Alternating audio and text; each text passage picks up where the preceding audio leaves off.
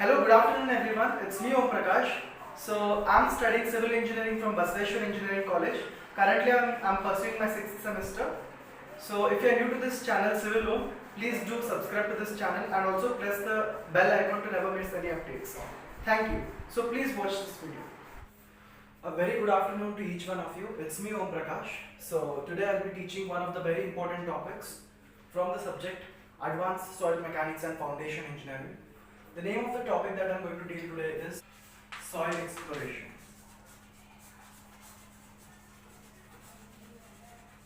Let's begin with the discussion of this topic, soil exploration. To begin with, let's start the discussion on the objectives of soil exploration. So what are the different objectives and why we have to perform the soil exploration? Let's learn this. Determination of the nature of the different deposits which are present in the soil. So for that, soil investigation and soil exploration is very important. For the determination of the depth and the thickness of the various soil strata and their extent in the horizontal direction is also one of the important parameters in order to investigate the different physical and chemical parameters of the soil. The location of the groundwater and the fluctuations that happen in the groundwater table is also one of the major important parameters in order to drill the borings and to extract the water from the soil deposit. And obtaining the soil and rock samples from the various strata which are present in the soil. There are different stratas in the soil. In that, we have to obtain the particular samples which we need to investigate for that. Determination of the engineering properties of soil and the rock strata that affect the performance of the structure. Okay, this is also one of the very important parameter to find out the different engineering properties by performing various tests and all. And the determination of in situ properties by the various field tests. We have performed the various field tests in the geotechnical engineering laboratory. The same things we have to perform for the different soil strata where we have to do the construction. Okay. In the next module, we will be studying about the different methods of soil exploration. So let's begin the discussion. So to begin with the discussion of the different methods of the soil exploration, let us first study about the different stages of soil exploration. What are the different stages? So basically there are three stages. So what are the different things that occur in the different stages of soil exploration? Let's begin the discussion on that. The first stage is called as reconnaissance, in which the type of soil and the behavior of the soil and the type of the foundation which is being used and the excavations and the rock cuts, what all are the different things that has happened to the different stratas of the soil that will be taken into consideration. So in the first step, what is the thing which is happening is we come to know the different type and the behavior of the different soil strata, the type of foundation which we have to use for this particular soil strata, and how the excavations and the cuts are supposed to be done for the different soils. We'll come to know about that. And coming to the second stage, that is preliminary investigation. We have already studied about preliminary investigation in the building materials and construction technology. So as usual, the borings are made and the location of the groundwater table is done at what depth the groundwater table is present, that is located. Okay, and the boring has to be done, and the strata, how the strata's different competency is there, what are the different stratas and how they compete in order to build a strong foundation, what has to be done, that all things are considered. Okay, and the samples are limited to a certain extent, and we also find the different index properties, that is plasticity index and the liquid limit and all that stuff we'll be studying in this preliminary investigation that we have to do. Okay, and the stage 3 is detailed exploration. After completing all the steps, type, behavior and all that stuff, and after knowing that which type of borings are being used here, we come to the third detailed exploration step, where we come to know about the feasibility of the project and locating the additional boring if it is required in order to soil investigation. Wherever the location of the additional boring is there, that will be taken into consideration. And we also take into consideration the different soil properties, okay, in what all areas the fills has to be done, and where all we have to install the foundation, and at what place, at what area and at what dimensions the foundation has to be fixed. That will be taken into consideration, and the different soil conditions are also determined in this third stage of soil exploration. So we have come to know about the different stages of soil exploration. Now let us begin the discussion on the different methods of soil exploration. So to take into consideration of the methods of the different soil explorations, we have three different methods. Okay, first one is trial pit method, and the second one is semi-direct method, and the third one is indirect method.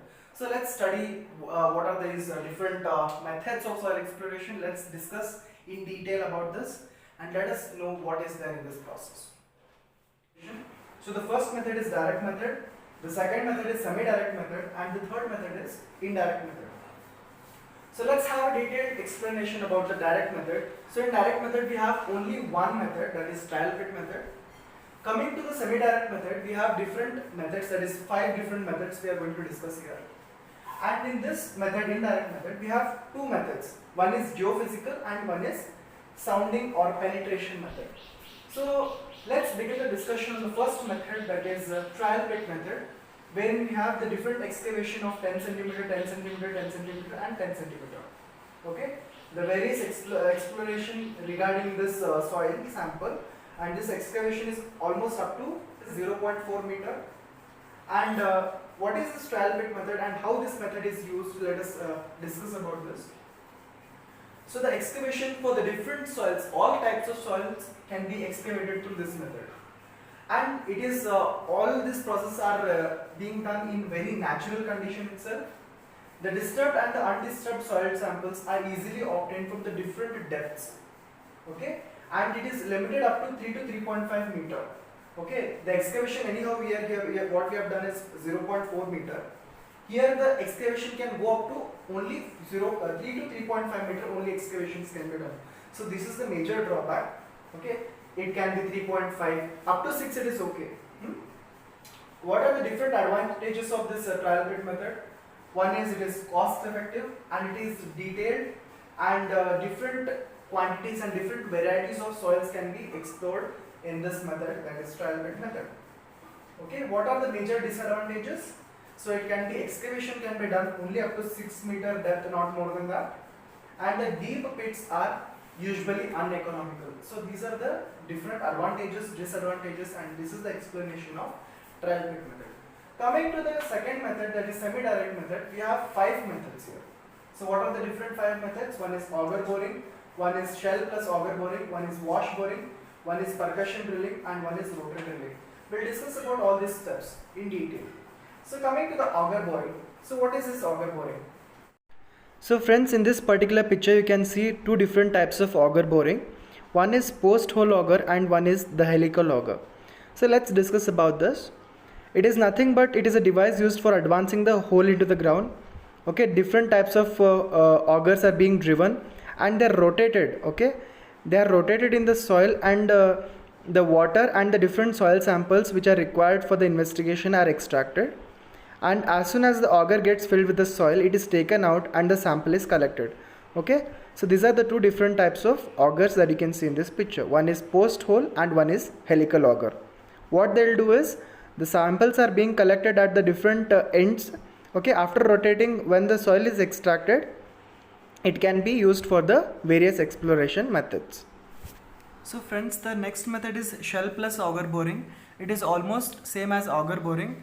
So instead of auger, here shell is also being introduced, wherein the soil sample it will be collected on the shell also as well as auger, and the soil sample is extracted and used for the various exploration methods. So coming to the third one, which is wash boring.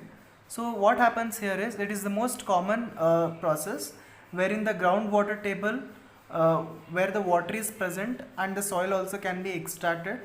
So this is used for all the different types of soils which is mixed with the boulders and all that stuff. So it is used.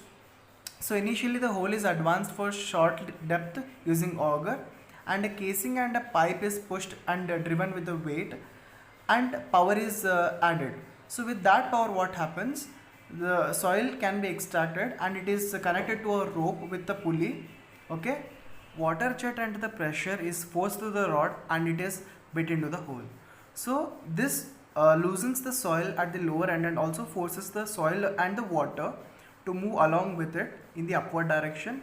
So after that we can collect both the water and soil samples for the exploration process. So this is what is the wash boring. Hope you have understood this. So friends, coming to the next process, that is percussion drilling. What happens here is, in this picture you can see a heavy drill bit which is also called as a churn bit. It is suspended from the drill rod or a cable, and it is driven by different repeated blows. So water is added to facilitate the breaking of the stiff soil or rock.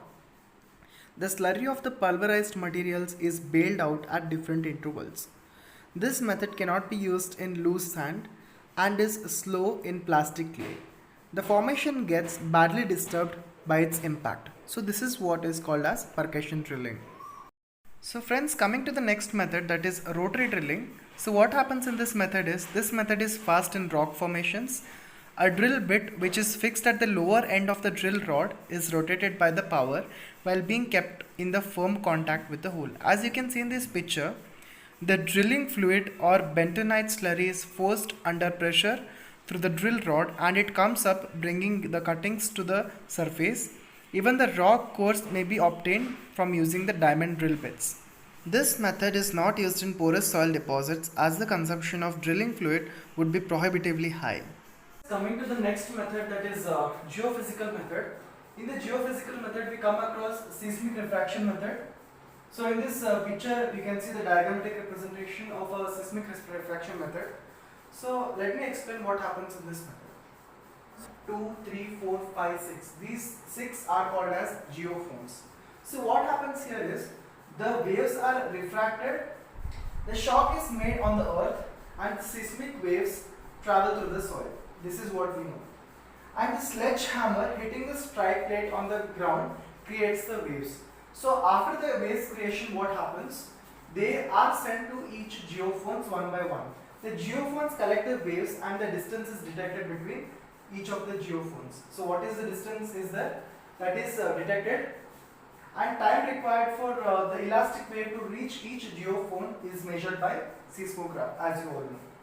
And the first primary waves travel through the source and that is traveling to each geophones. That is how the traveling of the waves takes place, and they travel downwards and get refracted.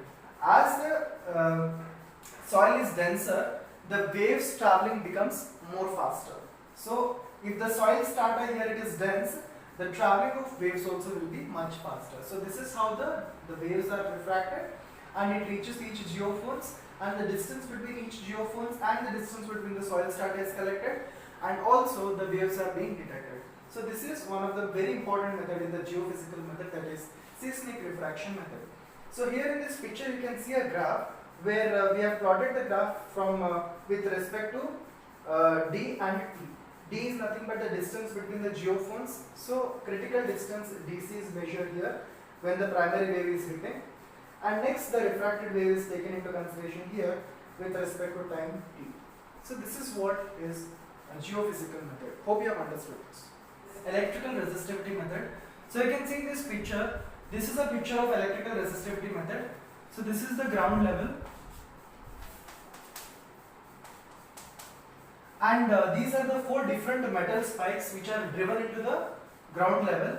Okay, so these are called as different metal spikes which are very sharp at the tips. They are placed at equal distances B and D, and the difference in the electrical conductivity in the soil is measured in this electrical resistivity method. So the measurement and recording changes in the mean resistivity of the soils. Okay, as the recording changes, okay, it depends on the potentiometer and the current measuring device which is present in this. The measurement and the recordings of the different resistivity of these different metal spikes varies. So it is known. So we have 4 metal spikes here which are placed in the ground at equal distances in a straight line. So the distance between each electrode will be same. So for example, if it is 4 meter, the distance between this and this is 4 meter. Same distance is applied for the other electrodes as well. Okay, the DC voltage is applied between the 2 potentiometer electrodes. Okay, these are the potentiometer electrodes or metal spikes. So what happens here is the DC voltage is applied between these two, and what happens is the mean potential drop is measured between these 2 electrodes. So the potentiometer is present here between the electrodes. What we measure is the potentiometer's potential drop. What happens between the 2 electrodes is measured, and the resistivity calculation for this process, that is electrical resistivity method, is rho is equal to 2 pi d into the bracket E by I, where E is the potential difference and I is the current passed E by R is resistance. Okay, resistance is measured in terms of ohm. So the formula for calculating the rho is 2 pi d R. So this is what you come across the electrical resistivity method. Hope you have understood this. Now let's discuss about the different types of samples that we come across in soil exploration. So there are basically two different types of samples. One is undisturbed sample and the second one is disturbed sample. Okay, in disturbed sample we come across the other two different types of disturbed sample, that is non-representative disturbed sample, one is representative disturbed sample. So these are the different important definitions that you need to learn it, because they can be asked in examination for nearly 5 to 6 marks. So let us discuss about the different types of samples. Undisturbed sample. So what is this undisturbed sample? In this undisturbed sample, the natural structure of the soil and the physical properties remain unchanged or preserved. Okay, all the properties, chemical, physical, whatever it is, they won't change, they will be preserved. Coming to the next process, next sample, that is disturbed sample. Obviously it gets changed or fluctuated. The natural structure of the soil gets modified partly. It can be partly changed or fully changed depending upon it. So it is modified either partly or fully during the sampling process. The different types of disturbed samples are non-representative and representative samples. Let us discuss about the non-representative samples. The mixture of the materials from the various soil or rock strata or the different strata from which some mineral constituents get mixed. Okay, mineral constituents also get mixed with the various soil, rock strata or samples. So this is what is a non-representative sample. Coming to the next one, that is representative sample. Here it contains the actual mixed components of the soil, and it is also a structure of the soil gets disturbed, and also the water content gets changed, and all the different properties gets changed, as well as the specific gravity can also be determined, and obviously that also gets changed as we come across different varieties of soil. Okay, this is what is the different types of samples you need to understand. In the next module, we'll also study about the different samplers used. Okay, and we'll also study the last topic, that is soil exploration report. So friends, now let us discuss about the different types of samplers used. The first one is split spoon sampler, that you can see in this picture, and the second one is thin walled sampler, that you can see in this picture. So these are the different types of samplers used, and these are the different specification of it and the uses of it. You can just go through the book in order to learn in detail about them. Okay, now let us learn about one of the very important thing in this soil exploration, that is the soil disturbances. So you can see in this picture DC, DW and DS and DT. Okay, so DC is the inner diameter of the cutting edge, DW is the outer diameter of the cutting edge, DS is the inner diameter of the sampling tube, DT is the outer diameter of the sampling tube. So in order to calculate the different parameters like area ratio, inside clearance, outside clearance, the formula is given as, for the area ratio, AR is equal to dW square minus DC square divided by DC square into 100. Inside clearance, CL is equal to DS minus DC upon DC into 100. Outside clearance, CO is equal to dW minus dt upon dt into 100.